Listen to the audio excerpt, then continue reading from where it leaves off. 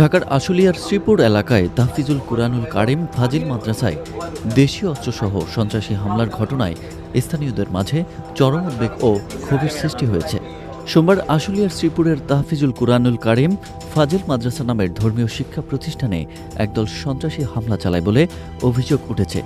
এ ঘটনায় শিক্ষার্থী ও অভিভাবকদের মধ্যে আতঙ্ক বিরাজ করছে। সুইপারি কাজ করি, বাসাবাড়ির ময়লা টানি, দীর্ঘ 25 বছর ধরে গাজীরচর মধ্যপাড়া ময়লা টানি। এখানে এরা আমার কাছে রাসেল, রানা এবং সোহাগ, রনি এরা আমার কাছে 60,000 চান্দা চাইছে, 60,000 টাকা প্রতি মাসে দেওয়ান লাগবো। আর যদি আমি না দেই তাহলে আমার ময়লা নেওয়া যাবে না। তাই আমি আমার কাছে ময়লা টাকা চাইছে দেখে আমি দেই নাই। আমি কালকে ময়লা ভরার সময় আমার মাইর তৈরি করছে এবং আমার ছোট ভাইয়ের পকেটে বেতনটাই আনছে। এই টাকা ছিল 56,100, এটাও নিয়ে গেছে। স্থানীয়রা দ্রুত দোষীদের শনাক্ত করে আইনের আওতায় আনার পাশাপাশি ভবিষ্যতে এমন ঘটনা ঠেকাতে প্রশাসনের কার্যকর পদক্ষেপ দাবি করেছেন। এই ধরনের হুমকি টুমকি ওনারা দিছে। আমি বলছি ছেলেটার আপনার ফোনটা দেন।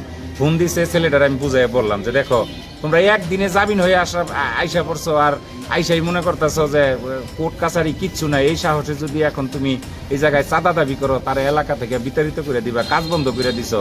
আমার নেতার কিন্তু নির্দেশ আছে, তোমাদের যে কোনো মূল্যে আমরা দমন করবো। স্থানীয় সূত্রে জানা যায়, আশুলিয়া এলাকায় দীর্ঘদিন ধরে নতুন নতুন কৌশলে মাদক ব্যবসা, নেট ব্যবসা, ঝুট ব্যবসা এবং ময়লা ব্যবসার দখলকে কেন্দ্র করে বিভিন্ন গ্রুপের মধ্যে দ্বন্দ্ব সংঘর্ষের ঘটনা ঘটেছে।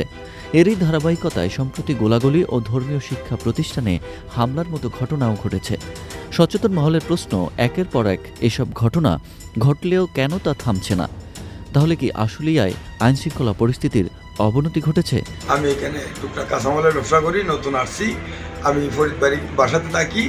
এখন আমার এখান থেকে 15-20টা সাইকেল দিয়ে হঠাৎ করে আমার দোকান থেকে আমাকে উঠাই নিয়ে গেছে। 15-20টা কি সাইকেল? হুন্ডা মোটর সাইকেল দিয়ে আমাকে উঠাই নিয়ে গেছে। উঠাই নিয়ে এখান থেকে ফরিদবাড়ি সামনে ছিল, জিজ্ঞাসা কি বলে কিছু না কইয়া আমার এখান থেকে ফরিদবাড়ি থেকে একটু দূরে নিয়ে আমাকে চোখটুক বান্ধি ফেলছে। চোখটুক বান্ধি নিয়ে আমার কোন দিক থেকে কোন দিকে নিয়ে বাগানের ভিতরে ঢুকানোর পরে আমার চোখ খুললে আমাকে জিজ্ঞাইতেছে, এই তুমি কি করো? আমি বলি আমি তো ব্যবসা বাণিজ্য করি, আমি সচ্ছল মানুষ, আমি আর কিছু জানি না।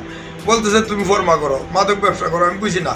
যখন বলছি আমি মাদক ব্যবসা করি না, তখন থেকে আমাকে মার ধরছে।